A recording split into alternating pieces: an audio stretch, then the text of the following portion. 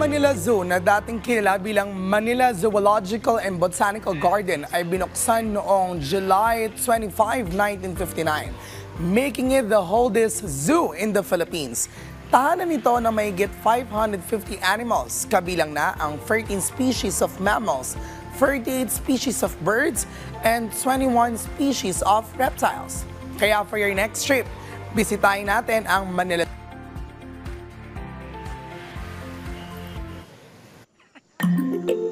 Tara sa Manila Zoo. Kung gusto mo ng mabilisang break sa hassle at gulo ng maingay na syudad, hindi ka mabibigong makapag-relax at ma-achieve dito ang pahingang hinahanap mo. Biyahe na tayo sa Tipid Trips. Mula sa monumento, LRT lang tayo hanggang Quirino. 25 pesos lang yan. Pagbaba sa Quirino Station, walking distance na lang, kaya walk trip na muna at magmuni-muni hanggang makita mo na ang malaking elepante na yan. At welcome sa Manila Zoo! Ang Manila Zoo po ay unang tinayo noong July 25, 1959. Ito po ay na-renovate bago po mag-pandemic ng 2019 at ito po ay na-launch on November 22, 2022. Ang mga pagbabago po na nangyari sa Manila Zoo starts with the structure. So ang mga bago pong zoo natin ngayon, they're more spacious, and then we actually make the animals feel that they're in their wild habitat. Hindi na po sila nakakulong sa isang rehas lang.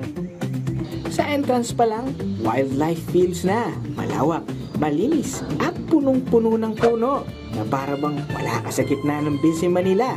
Pero syempre, hindi lang yan ang pinagmamalaki nila.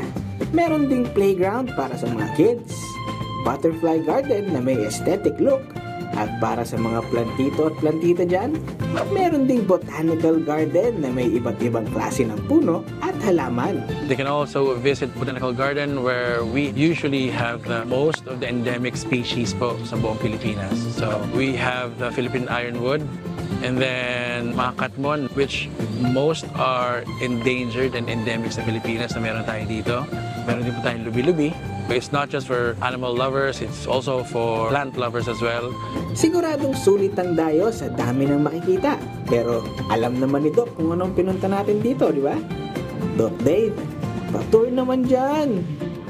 So, as you can see from the entrance ng zoo, makikita natin, mas malapad na siya ngayon. The structure and the facade gives more international standards look. May mapapansin po natin, lahat ng enclosures are bigger than they usually are.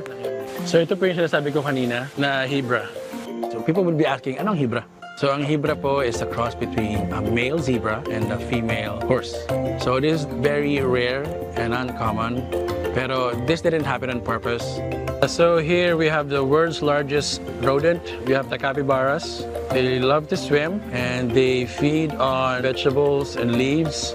Dito naman po, we're going to the aviary section of the zoo. May kita po natin dito mga peacock, multicolored storks. We have our egret and yung mga goose. Doon po sa kabila yung ating mga meat-eating birds, which is yung ating Brahminicite, o tinatawag natin colloquially is lawit. Bukod sa mga ibon, present din syempre ang mga tigre at ang relax na sila Nala at Simba. Sana all, di ba? So normally you can notice if the animals are well rested or komportable sila kasi tulog sila.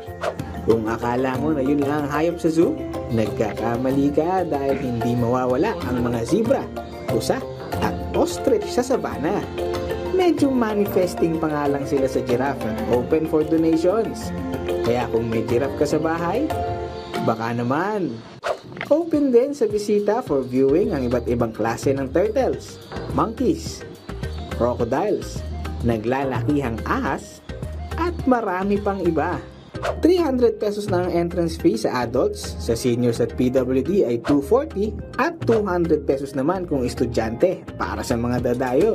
Pero para sa mga Manileño, syempre may diskwento.